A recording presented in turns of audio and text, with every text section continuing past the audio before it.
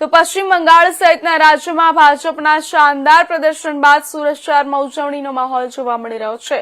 ઉધના સ્થિત ભાજપ કાર્યાલય ખાતે મોટી સંખ્યામાં કાર્યકરો અને નેતાઓ એકત્ર થયા હતા અને ફટાકડા ફોડી તેમજ મીઠાઈ વહેંચીને જીતની ખુશી વ્યક્ત કરી હતી। ખાસ વાત એ રહી છે કે સુરત શહેર ભાજપ પ્રમુખ પરેશ પટેલે પોતાના હાથોથી પશ્ચિમ બંગાળની પ્રખ્યાત ઝાલમુરી બનાવી કાર્યકરોને પીરસી હતી। કાર્યકરો એકબીજાને ઝાલમુરી ખવડાવી અનોખી રીતે વિજયોત્સવ ઉજવ્યો હતો। સમગ્ર કાર્યક્રમ દરમિયાન ઉત્સાહ અને આનંદનો માહોલ જોવા મળ્યો હતો।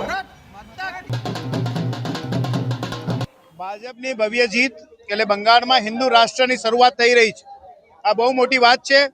એટલા જ માટે પૂરા ભારત વર્ષની અંદર એક વ્યક્તિ જે બંગાળ સાથે જોડાયું છે કે નથી જોડાયું પણ એમનો આનંદ એક પ્રકારનો આપ જોઈ શક્યા છો। પૂરા ભારત વર્ષની અંદર પૂરા ગુજરાતમાં પૂરા સુરતમાં ભારતીય જનતા પાર્ટીના કાર્યકર્તાઓ મોટી સંખ્યામાં ભેગા થઈને અને ઉત્સવની જેમ મનાવી રહ્યા છે।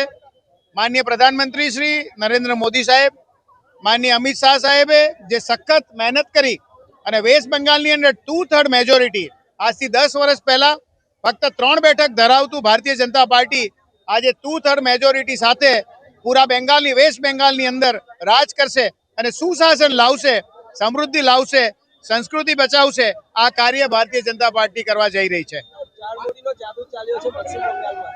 ઝાડમુડીનો જાદુ ચાલ્યો છે અને રસગુલ્લાનો જાદુ ચાલ્યો છે અને આની બધી મીઠાઈઓ બંગાળી મીઠાઈઓ એની ઉપર આજે પણ સુરત શહેરમાં બંગાળી મીઠાઈ બનાવતા જે પણ કારીગરો છે એમને આજે એમની દુકાનો ઉપર એક પણ મીઠાઈ બચી નથી। સુરત શહેરના વાસીઓએ બધી મીઠાઈઓ ખરીદી લીધી છે અને ઝાડમુડીમાં પણ એકદમ પેકેટ બચ્યા નથી એવું અમે તમને કહી રહ્યા છે।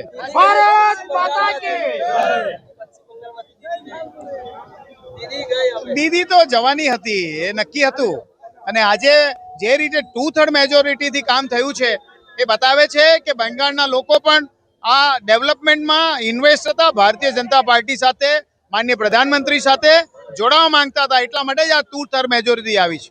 બંગાળમાં ભાજપની આ ભવ્ય જીત આઝાદીના 79 વર્ષ પછી 30 વર્ષ કોંગ્રેસનું કુશાસન રહ્યું, 34 વર્ષ લેફ્ટનું કુશાસન રહ્યું અને 15 વર્ષ તૃણમૂલ કોંગ્રેસનું કુશાસન રહ્યું।